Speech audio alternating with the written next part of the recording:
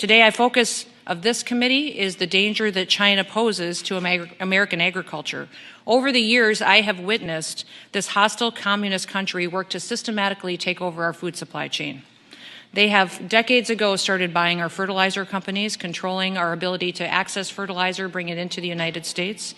Then I watched them buy up our chemical companies as I worked on implementation of programs and policies at our state level and at the federal level. I watched us as we sold citizenship to Chinese communist members of the Communist Party for investment into our processing systems. And now most of our processing facilities are owned by the Communist Party or Chinese government. Now they are coming for our land. And when they buy up our land, they will complete their chain of control of our food supply.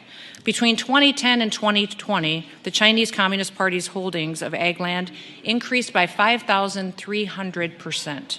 Reports now show that China owns about 384,000 acres of U.S. ag land, valued at over $2 billion. This should be alarming to all of us.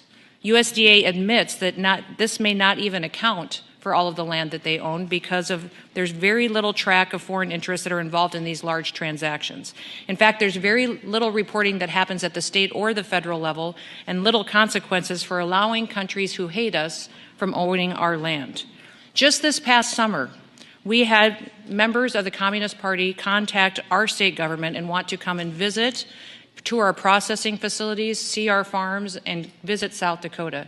We declined all of those meetings, but just within days we received a phone call from the State Department telling us that those were Chinese spies.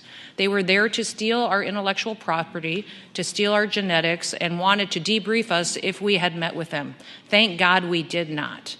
We were told they were there to help improve our trade relations, that they were there to improve our business and our exports, and instead they were there to steal from the United States of America. So the threat is very real to us every single day, what China is doing, and they have a 1,000-year plan to become the world dominating power in the world, and the only thing standing in their way is America.